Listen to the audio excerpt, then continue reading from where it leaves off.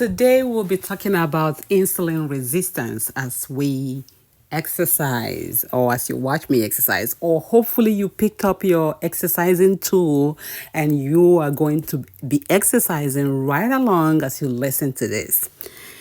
What is insulin resistance? I think this is an appropriate topic to talk about on the heels of us talking about prediabetes and diabetes, because insulin resistance is happening long before your blood sugars go up and you get diagnosed with prediabetes or type 2 diabetes.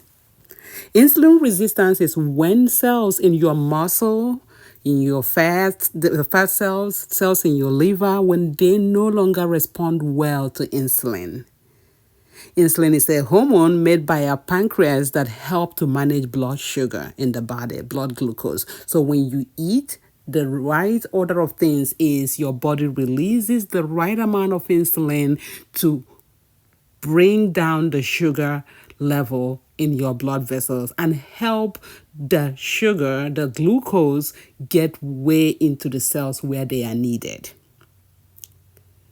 So the problem is at a certain point, if you keep bringing in too much glucose, too much sugar, whatever form that is, then your body will need to make more and more insulin to overcome a resistance being waged by the body cells, causing your insulin level to stay high. So how do we know if you have insulin resistance? There are some tests that could be done, but those tests involve drawing something like a fasting insulin level to use to check HOMA-IR. There's also LPIR, but these are all expensive tests. Well, maybe they're not that expensive, but the issue is most insurance companies do not pay for these tests. You could get them done and you could pay for it. But regardless of the test, regardless of whether you find out or not, I think we know through research that this is happening every day as long as we are consuming a lot of carbohydrate food. When you eat carbohydrate, it gets through your digestive tract and then gets converted to glucose, gets into the bloodstream. Insulin has to be released to deal with it. And when the cells cannot take anymore, they become less sensitive to the insulin. That's basically what insulin resistance means, is that the cells are no longer as sensitive as before. So then you have to make more and more insulin. The problem with making more and more insulin is that eventually it forces the cell to open up and take in this glucose. The body uses however amount it needs for energy. That's why we eat carbohydrate, really. And then the rest of them are stored as fat. First, they're stored as glycogen, and then they're stored in fatty cells all over the body. And that's how we gain weight. That's why it matters. Over time, like I said, your blood sugar will keep going up, and eventually spills over into prediabetes and then diabetes. What can we do to improve insulin sensitivity? What can we do to prevent insulin resistance or to treat insulin resistance? Because we can still stop it at this level. Number one is the food. It's all in the lifestyle. It's the food and the movement of our body. We have to move our body by exercising, physical activity, any kind of physical activity. And then we have to make effort to eat.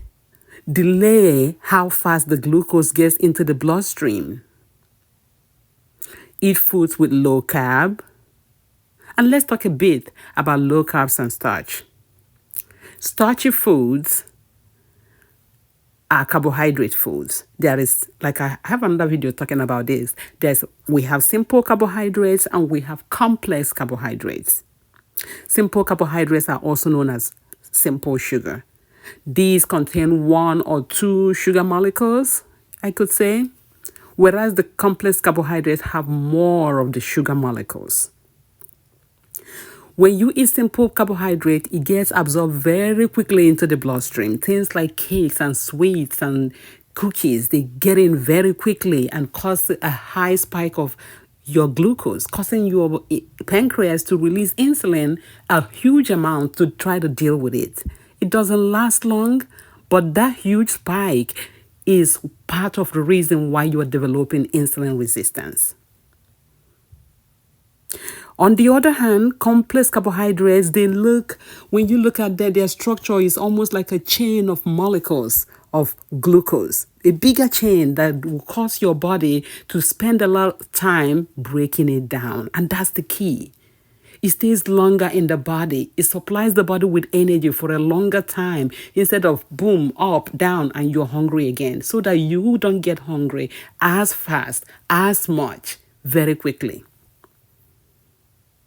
So try to get most of your carbohydrates through complex carbohydrate. There are some good foods with simple carbohydrates, things like fruits, they have simple carbohydrates. But then when you eat a whole food, you also know you're not just getting that simple carbohydrate. You're getting some fiber, you're getting some vitamins. It's not an empty calorie food, which is what sugary drinks are. Literally devoid of any vitamins. Even if they add vitamins, sometimes it's not worth it. You want to choose complex carbohydrates because that are actually more nutritious for you. If you eat beans, it does have carbohydrate, but these are also complex carbohydrates and it has fiber. That's the key.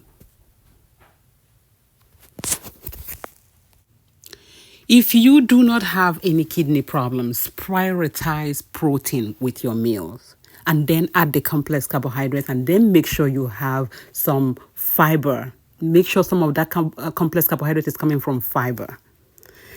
So that's one way you can help yourself with the prevention of insulin resistance.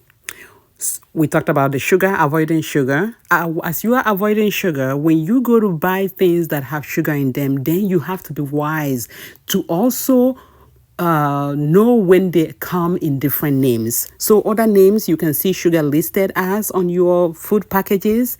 When you eat any processed food, when I tell you the best thing is not to buy them, but I know sometimes we end up having to buy them. You want to look out for these words: anhydrous dextrose, brown sugar, confectioner's powder sugar, corn syrup, high fructose corn syrup, fructose, honey, maple syrup, molasses, agave, heck nectar, raw sugar, cane sugar, coconut sugar. That's all simple sugar. Remember what I said. It goes in quickly, it spikes your blood sugar, insulin has to be made to take care of it. And it also regular sugar, right? So you must learn to read labels. And I am coming out with another video to break it down. You must learn to read ingredient lists and labels on the things you buy if you're going to buy packaged goods, canned goods, boxed goods, drinks. Avoid sugar drinks. When you drink your calories, when you drink your sugar, you tend to get a lot more dose of it than when you sit down and eat. And remember, the drink is not even your food, so you're still going to end up eating something. So you have to handle drinks very carefully. That is where you want to eliminate most of your sugar before you even tackle food. Learn to calculate the amount of sugar in the drinks that you buy, in the foods that you buy. And it's very easy. 1 gram of sugar equals 4.2, just round it up to 4 teaspoons of sugar. So then if you have a drink that has 24 grams of sugar, divide that by 4. That's how much teaspoon you have in that drink. And then try to visualize that. That's a lot of sugar for just a drink, because then you still have to eat.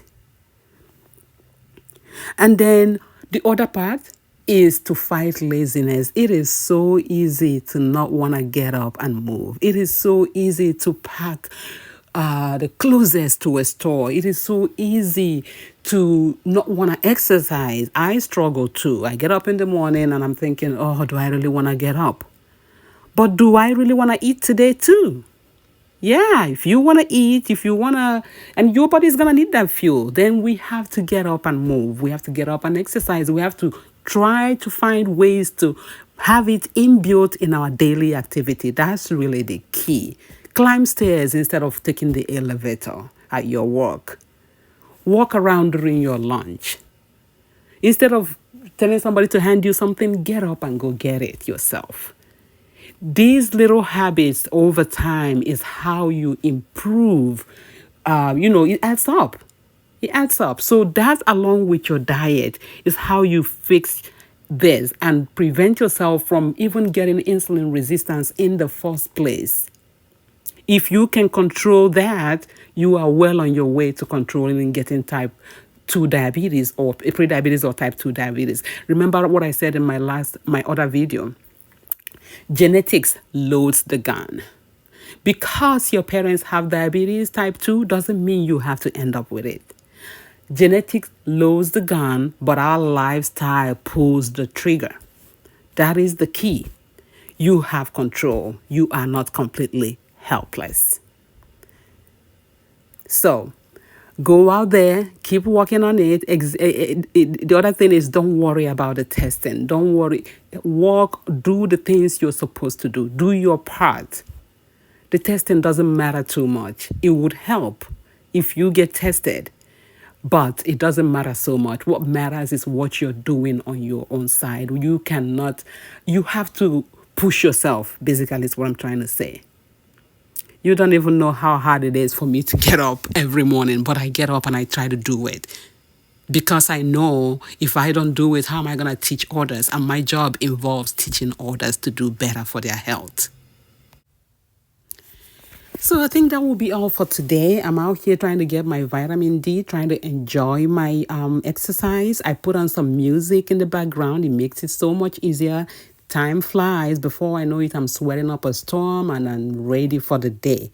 And I encourage you to do the same. It is the best thing you can do for your body. Remember, food is the key. Drink your water, eat appropriately, and then a little exercise would help you. You want to do what I'm doing, some aerobics, and then some weightlifting. Especially if you are 40, 50, and beyond, you need a little bit of weightlifting. That's how we lay down those minerals on the bones. Thank you for watching me today. I hope you learned something. Please share my video, subscribe, and keep living well. Do not get discouraged. It is a lifestyle. It is something we have to do every day. See you on the next video. You take care. Bye-bye.